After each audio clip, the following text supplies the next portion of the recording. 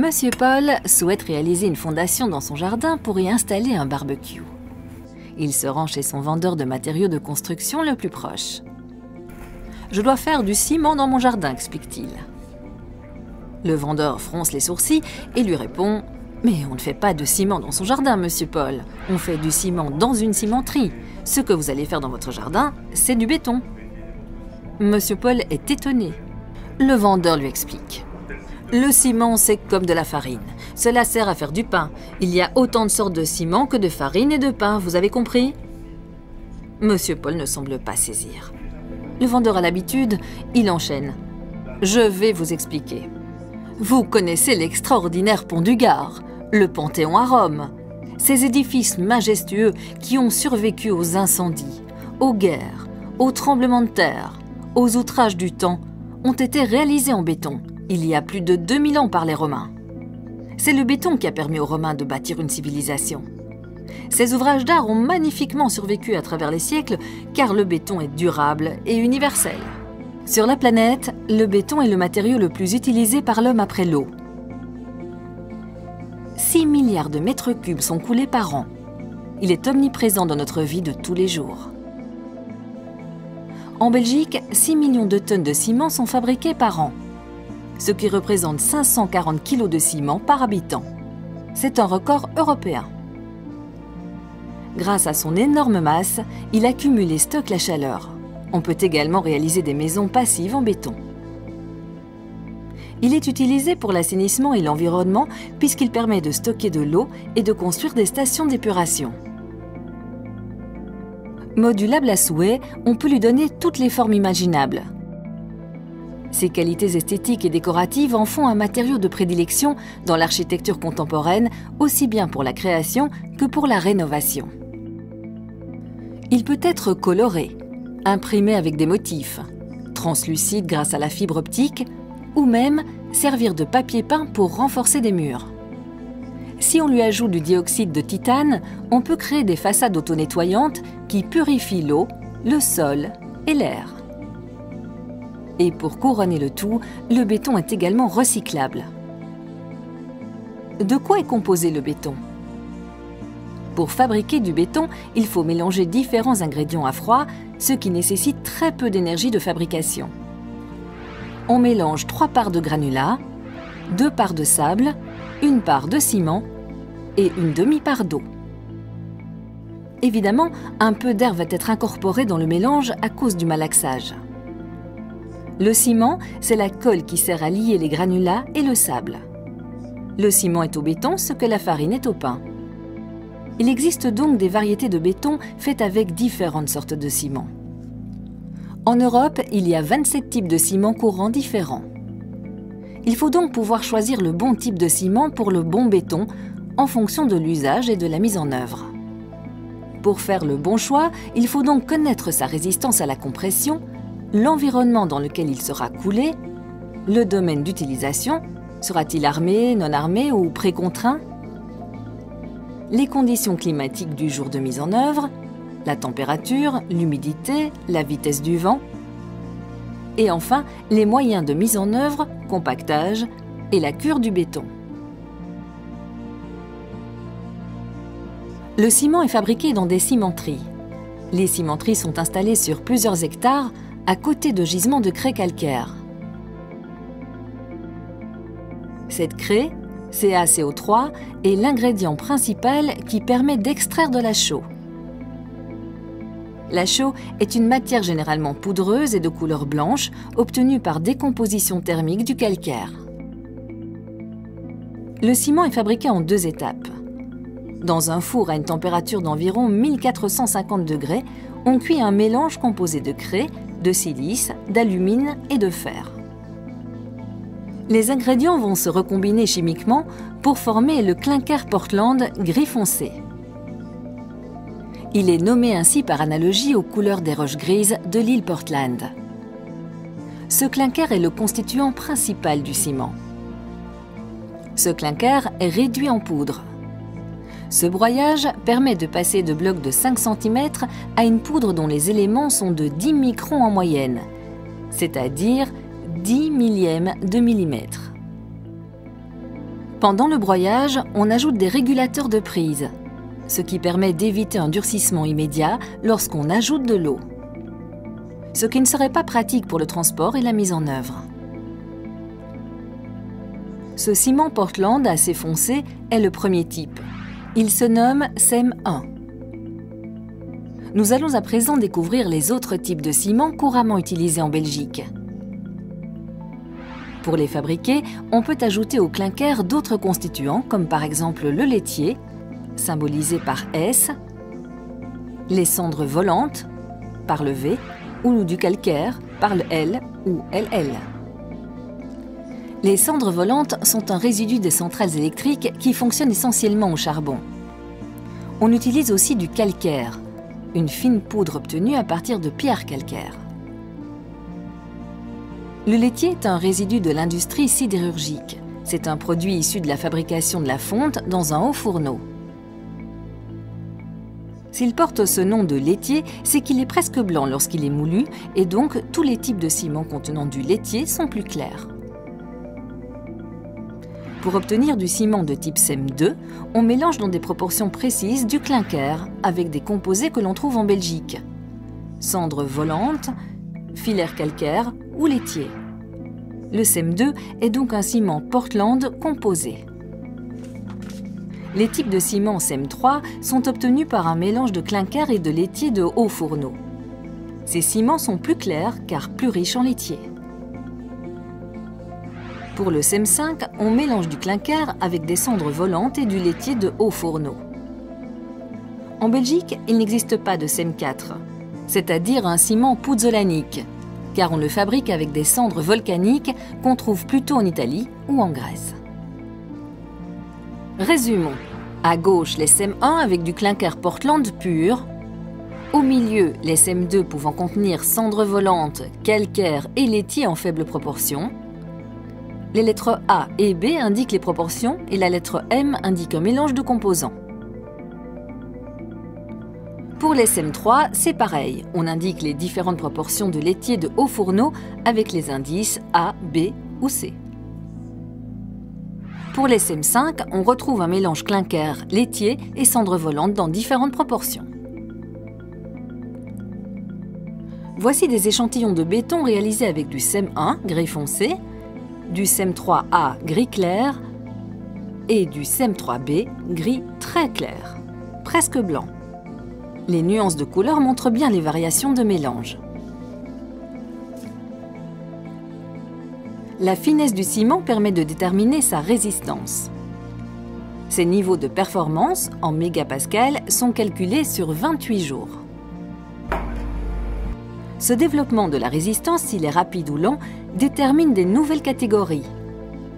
N pour normal, R pour rapide et L pour lent dans certains cas. 3 nouvelles familles de résistance sont créées. 32,5, 42,5 et 52,5. Pourquoi la finesse des grains détermine-t-elle la résistance? La surface du grain détermine le nombre de liaisons chimiques potentielles qu'il va créer en réagissant avec l'eau et donc sa résistance. Démonstration. Prenons un grain de ciment d'un volume déterminé. La surface de ce grain accessible à l'eau est égale à S. Si on divise le grain en 8 nouveaux grains de taille identique, on obtient une surface de contact 2 fois plus grande. Si on divise une nouvelle fois ces grains, on obtient 64 nouveaux grains de petite taille, mais dont la surface de contact est 4 fois plus grande. Le volume total du grain restant identique. En résumé, le volume de ces 3 grains est identique, mais la finesse de broyage permet d'augmenter la surface de contact de 2 à 4 fois. Plus la surface spécifique des grains de ciment est grande, plus la réaction chimique du ciment avec l'eau va être multipliée. Le durcissement est donc fonction de la finesse des grains. La réaction entre le ciment et l'eau est la réaction d'hydratation. La quantité de liaison chimique entre le ciment et l'eau augmente et cela permet d'augmenter la résistance finale du béton. Lorsque le béton est coulé, les conditions climatiques ont une influence sur la qualité du béton. Si les conditions sont normales, c'est-à-dire que la température extérieure est entre 10 et 15 degrés de jour comme de nuit, qu'il n'y a pas d'agents agressifs comme des sulfates qui pourraient attaquer plus tard le béton, qu'on n'est pas en milieu marin ni en présence de sel de déverglaçage, et qu'on ne fabrique pas d'ouvrages de masse super costauds comme un barrage, alors on peut utiliser les classes de résistance suivantes. Les classes 52,5 et 42,5 pour des performances élevées. Le 52,5 est intéressant pour les bétons en usine à décoffrer le lendemain. Le 32,5 convient pour des performances moyennes. Il sera plutôt utilisé pour des mortiers de maçonnerie ou pour des fondations. En dessous de 5 degrés, il n'est pas recommandé de couler du béton, car l'eau d'hydratation du ciment risque de geler la nuit et donc de stopper la montée en résistance du béton. Il faut donc choisir un ciment qui va réagir rapidement, car il va monter plus vite en résistance et protégera le béton du gel. On va donc choisir une classe 52,5 dont les grains sont très fins. Ce mélange va durcir plus rapidement. Les ciments moins réactifs 42,5 et 32,5 conviendront moins bien. Il faudra de toute façon couvrir le béton d'un isolant thermique pour le protéger du froid et empêcher que l'eau ne gèle. Le mélange du ciment avec de l'eau provoque un dégagement de chaleur important.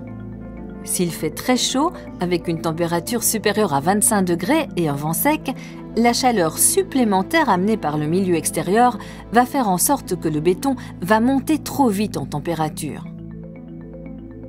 C'est dangereux pour le béton car il risque de se fissurer. On va donc plutôt choisir des ciments lents, des classes 32,5 qui vont bien convenir pour ces temps chauds et secs. Dans tous les cas, il convient de toujours bien protéger le béton pour ne pas qu'il perde son eau d'hydratation et pour qu'il ne soit pas desséché par le vent. C'est ce qu'on appelle la cure du béton. Lorsque l'on regarde les appellations sur les emballages des ciments, on découvre encore de nouveaux sigles. HES, HSR et LA. Voyons à quoi cela correspond. Le béton peut développer des maladies. Une de ces pathologies est la réaction alcali-silice, qui produit un gel gonflant faisant fissurer le béton de manière très particulière. Pour que cette réaction se produise, il faut des alcalis, de la silice réactive et de l'eau. Les conséquences peuvent être désastreuses. Il faut donc éviter cette réaction.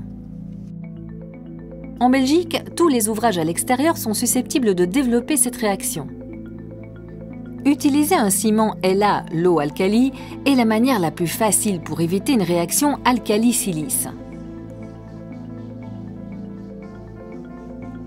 Les cimentiers fabriquent dès lors un clinker spécial dans leur four qui est le clinker low-alcali. On peut donc utiliser les ciments LA pour tous les ouvrages à l'extérieur. Autre caractéristique ou dénomination, les ciments HSR, High Sulfate Resisting. Les sulfates sont de grands ennemis du béton. On trouve ces sulfates dans les eaux usées, les égouts, les stations d'épuration, dans les sols avec du soufre, dans l'eau de mer.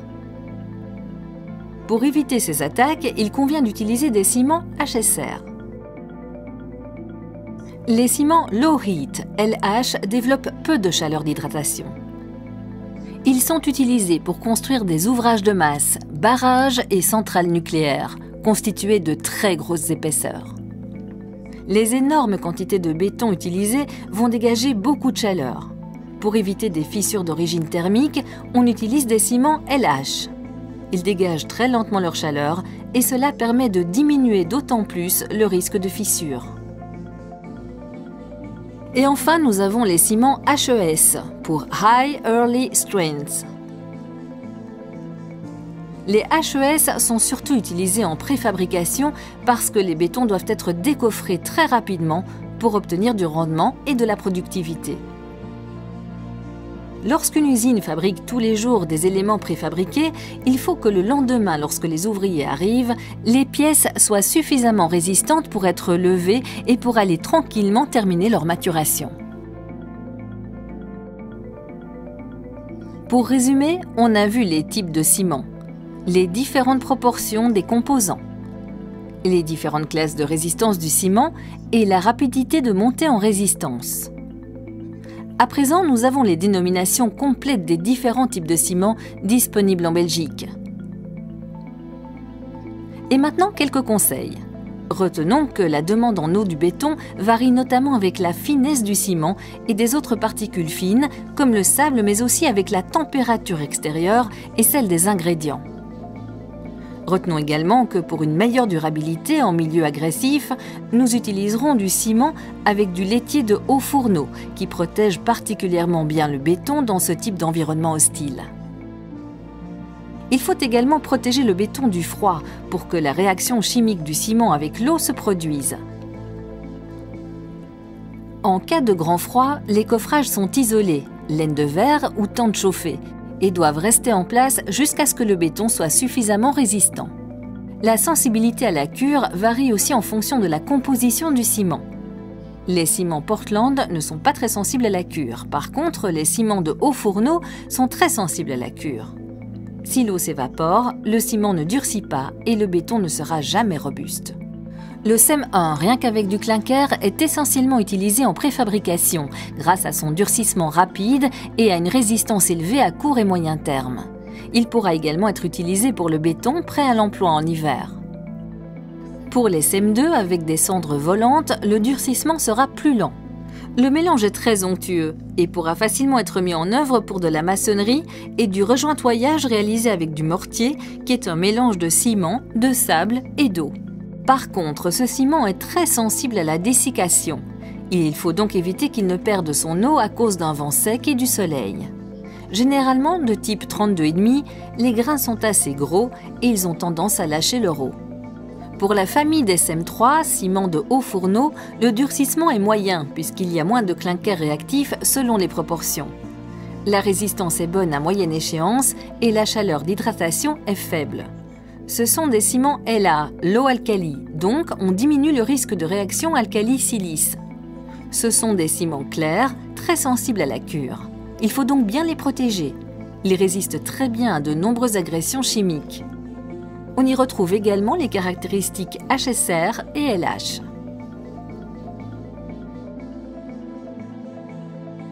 Monsieur Paul a enfin bien compris. On ne fabrique pas de ciment dans son jardin, mais on fabrique du béton ou du mortier. Monsieur Paul a aussi compris que la réalisation d'ouvrages en béton requiert un minimum de connaissances et le respect des prescriptions techniques. Le bon choix du type et de la classe de ciment, ainsi que de sa mise en œuvre dans les règles de l'art, va conditionner la durée de vie et la qualité du béton. Monsieur Paul va à présent pouvoir choisir le ciment idéal pour fabriquer son super béton pour la bonne application dans le bon environnement et en fonction des conditions climatiques. Faites le bon choix, Monsieur Paul, et bon travail!